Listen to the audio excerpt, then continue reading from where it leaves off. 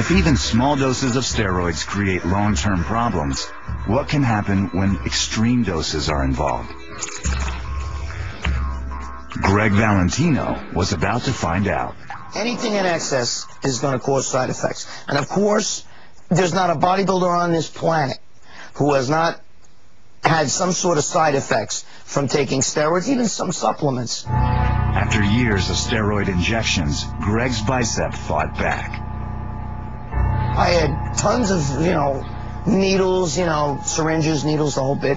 And I'm over there reusing needles, dropping the damn thing on the floor, blowing it off, wiping it off, and then you stick that in you, and you get infections, And that's what happened. I wound up getting an infection, and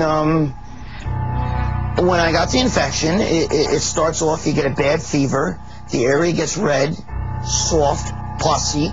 It was like a giant zit in there. It was just loaded with pus. And if you don't do something about it, you can wind up in a hospital and kill yourself, you know what I mean? It could kill you. Greg knew he was in serious trouble, so he decided to operate on himself. What you're watching is, I had a hematoma in my arm, and I'm draining the blood. It almost looks like a murder scene. There's blood all over the floor. There's blood everywhere. Greg's home surgery on his bicep didn't work. After 20 minutes of stabbing himself with a syringe and filling 2 glasses with blood and pus, Greg ended up in emergency surgery. I deserved it. I was an idiot. His world record-holding bicep was hacked to pieces. You see the difference? Look, that arm's round. That arm's not. You see, when he cut it, you see the cut? When he cut that, went in, forms a scar. That's a scar. I gotta get that taken care of. I'm totally self-conscious about that, Steroids destroyed Greg Valentino's body. He thought things couldn't get any worse. But they did.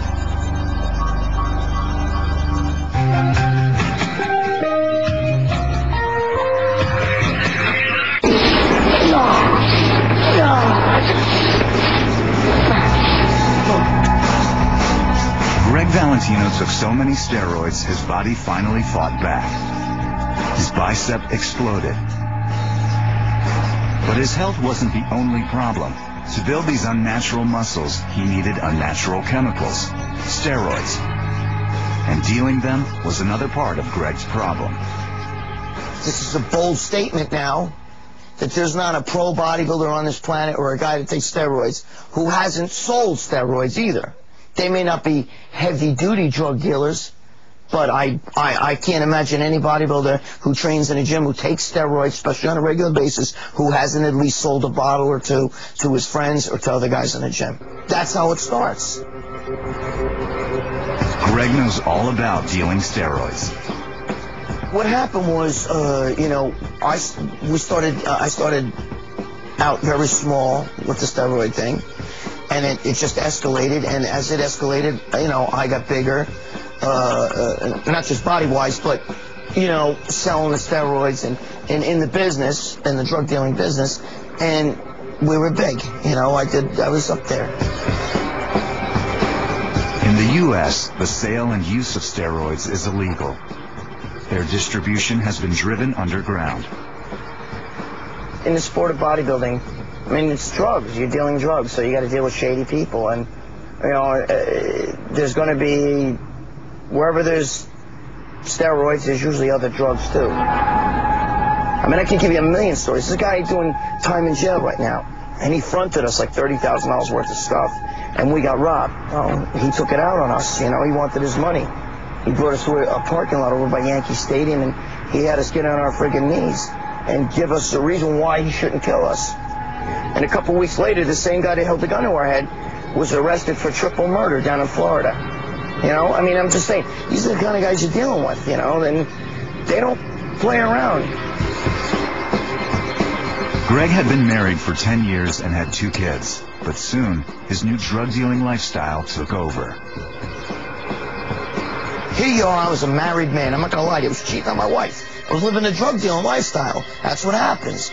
You're out there, you're making money, you're living at night, you're in the clubs. Greg began having an affair. When his wife kicked him out, he and his girlfriend became partners in crime.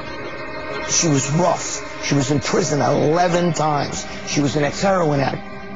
She was Puerto Rican. She knew how to speak Spanish, and I had just started dealing with the Latin street gangs and stuff. But Greg's girlfriend died of a drug overdose in September 2000. His life was unraveling around him, and Greg's luck was about to run out completely. I had been selling drugs for years, man, and you always heard that you're being watched, you know, you gotta watch what you do. So I didn't really, you know, I figured, man, I've been hearing that for the longest time. You know, I didn't think that, you know, that anything would happen. I'm in the gym this one particular night, and I'm with a friend, and we're in the back room of the gym, you know, the locker room. And as I come out, I hear a banging on the door. And I'm like, oh, man, it must be one of my friends that forgot something, you know? And sure enough, I open up the door, and a swarm of cops come piling in. Massive amount of illegal steroids. News 12 Westchester's Rob Hoyle reports it appears the man wasn't just selling them. One look at Gregory Valentino's arms, and you know something's going on. The 40-year-old is charged with criminal possession of anabolic steroids with intent to sell. Police say they found $75,000 worth of the illegal muscle-building drugs at his home and at the Powerhouse Gym in Yorktown, where Valentino is a part owner. My arrest was headline news. I mean, you know, I paid the price for being a big player, too. I lost everything I had, from my cars to my family, my house, all my money, my bank, everything, my gym. I owned, you know, a health club. They took the whole health club. Look, I'm working out here in his basement. That's what happens. He's sitting in a jail cell saying, how the did I wind up here? Yesterday I'm walking around, and then the next minute, you know, you got no money left. Your car's, you know, the cops are driving around in your car. You know, your ex-wife's got some guy in the bed saying, man, he, you know, with your money, they're living off your money, and you're sitting in a jail cell with a bunch of momos asking you, yo, you gonna eat that corn? Dude, eat it. I can't eat. I'm ready. I'm thinking of ways to jump off the top balcony and kill myself.